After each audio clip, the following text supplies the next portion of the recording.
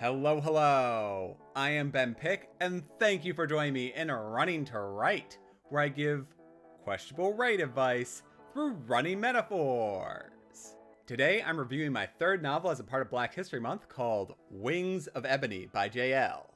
It's a young adult fantasy novel placed in the present and deals with a lot of modern issues, from heritage to culture to feeling like an outsider. There's also a major plot point where the characters question everything they know of as facts until they realize that the victors of the past are the ones who choose what gets recorded as history. This novel comes with a few trigger warnings, including language, bullying, racism, and violence, with one scene in particular being fairly graphic. That being said, the book wears its heart on its sleeve, or to use a metaphor more applicable to the Wings of Ebony, it wears its heart on the magic onyx gems attached to its wrists. This raw emotion comes through largely through the evocative prose. Here's an example of a line describing the sun setting over a house. The brilliance should mesmerize, but each flicker is as comforting as a candle of a grave. That right there is how the prose paints a physical and mental image for the scene to show the narrator's mindset. Another phrase which stuck out for me was, "Darkness hangs in the sky like a guillotine." That is grim and succinct, and perfectly portrays both the scene and mood. As for those who fill the scenes, the characters all feel like a community. There were several in the grandmotherly roles who wouldn't let the main characters proceed until they served a multi-course meal. Even once the main characters were stuffed, those in those grandmotherly roles came around with cake and desserts to send the main characters into a full-on food coma. In those moments, I saw every visit to my grandma's house or every time I went over to a friend's house during lunchtime. I was always given more than a meal. Much like the characters in the story, even when I felt like I was full, they would still come around with some kind of dessert or sweet treat, and I would find that I still had at least one or two more bites in me.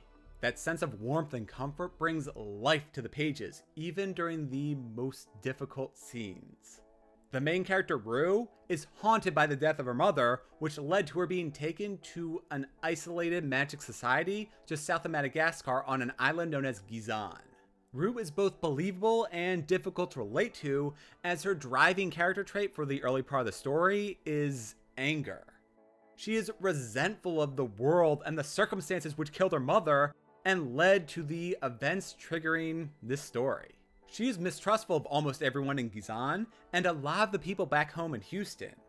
From that mistrust, she makes most of her bad decisions. I also didn't like how Rue blatantly breaks the Gizan laws and then gets surprised that there are repercussions when she gets caught.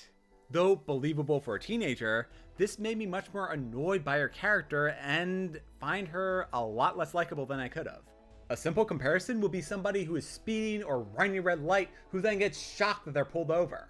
In the first chapter, Rue knows that she's not supposed to be in the human world, but she pushes that boundary so that she can fulfill her somewhat selfish wants. Rue is sneaking home to deliver a gift to her sister on the anniversary of their mother's death. After delivering the gift, she continues following her sister so that she can see her sister's facial expressions and smile once she actually opens the gift. Rue keeps going further, all the while nervous and knowing that she is defying the Gizan laws, until she causes her sister to be involved in a car crash. For the rest of the novel, Rue thinks only how she saved her sister and never takes responsibility for the fact that she caused the inciting accident. I completely agree that Rue had every right to save her sister despite the Gizan laws against showing her magic. However, Rue never considered how her actions caused the crash. Even at the end, Rue never thought I did this or I caused XYZ to happen as a means to look inward for a guide to claiming her own power. Instead, she went on an external community-based journey, though I kind of hoped that the internal and external struggles would have aligned a little more. I think it would have added much more to Rue's development if she showed remorse or acknowledged how often she put her sister's life in danger. Much like every superhero origin story, there is a point at which they should doubt themselves and every decision they made. Peter Parker caused his uncle's death, Spider-Gwen caused Peter Parker's death, and Jessica Jones caused the car crash where her family died and she was then abducted and experimented on. Those moments define the characters and the superheroes they become. In Jessica Jones's case, she was a kid and shouldn't be held accountable, yet she learned the valuable lesson on the frailty of human lives and how one tiny distraction can doom an entire family. Without those moments, the heroes lack the wisdom to temper their power. This leads to excessive risks, or in Rue's case, leading an army of regular people against an armed gang. I'm not going to go into the spoiler specifics for the end results, but it stretched well past the realms of believability. While I did empathize with Rue's attitude, as I remember being a resentful teenager, I didn't enjoy reading the constant displays of immaturity. Rue sets out to right a fundamental societal wrong, but in doing so she breaks numerous US and Gizan laws. When she does though, she only thinks of her contempt for the laws existing, as she's putting her friends and family in the line of fire. The fact that this novel started with a car crash Rue caused felt apt, as I could see the choices she made leading to other metaphorical car crashes. Maybe I'm getting too old for this book, as I now tend to side with the adults in kid movies and stories. To make things worse, Rue will explicitly ask a given person for answers, and then when they aren't going fast enough, she'll cut them off and walk away. This makes her victories a lot less meaningful, as she seems considerably lucky rather than following through on a plan, or adapting one that's falling apart. That's just my opinion, and aside from Rue's headstrong attitude, she is overflowing with love for her family and the community which she sees as an extension of her family. It's in that love where Rue becomes likable. Yeah, she makes plenty of harmful and risky decisions, but she does so to try and protect those most important to her. Shifting to the world building, the book does a great job of not slowing down the action. It begins at a fast pace and continues to do so as Rue struggles to make sense of the world she's thrust into, and we are right there along with her to understand her journey. I did come across a few unanswered questions as to why certain events were happening or why people were behaving in a given way. That is a good thing though, as it means I want to know more about this world outside of Rue's narrow focus. For example, Gizan is an island near Madagascar which is hidden away from the world. Its people are explicitly stated to not be human, though they can pass close enough to being considered or looking like human. I never fully understood the Gizan people's history. Like, why was it so forbidden for them to interact with the larger world? Usually that occurs because of some kind of persecution, but that never aligned with the laws of Gizan or the history once it's fully revealed. There was some explanation for the isolationist laws, though I never felt that it made sense based on the observed behaviors of the Gizan people, or when they broke those laws to influence the greater world. These gaps did make sense as Rue was new to the magical world, and giving her a full understanding of its history would feel clunky.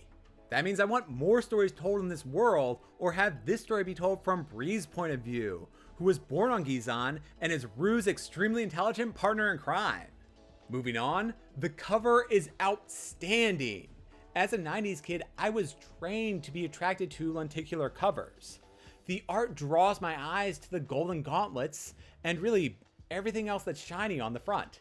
This book was recommended to me, but even if it wasn't and I found it on a bookshelf, I would have been drawn to it based on this beautiful design.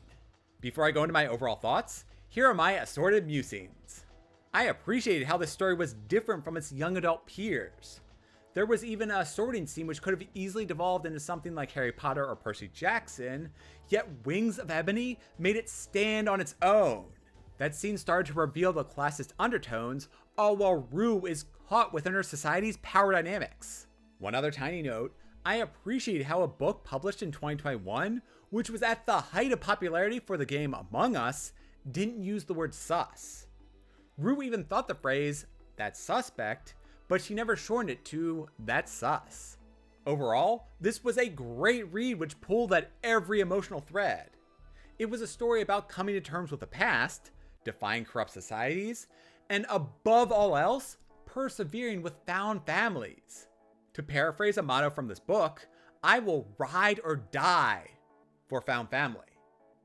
There are numerous people in my life who, though we aren't bound by blood, we're family. This is a common trope and one I will never tire of reading about so long as it's believable.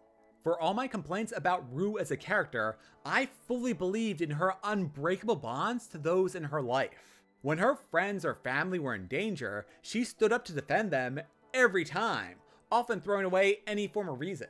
Thanks to Rue's narration, every page is singed with emotion. Again, I don't want to spoil anything, so I'll simply mention that I like Bree's evolution as a side character. Also, the lessons and themes of the story are monumentally important.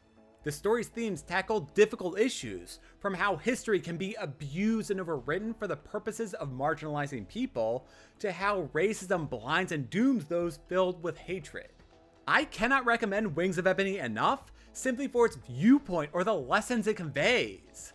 The story was a wild, emotional trek, and one young adults and adults alike can learn valuable lessons from, regardless of background or preconceived notions. I am Ben Pick, and thank you for joining me in Running to Write. If you enjoyed today's review, then please press those like and subscribe buttons. It really helps. Let me know in the comments whether you've read Wings of Ebony and what you thought of it. Do you agree with my opinions, or is everything I said wrong? I post my running and writing progress on Instagram and Twitter as Running to Write, so be sure to follow me and join in with your own thoughts. See you next time. Until then, consider reading this heartfelt novel about overcoming adversity and protecting the friends you made along the way.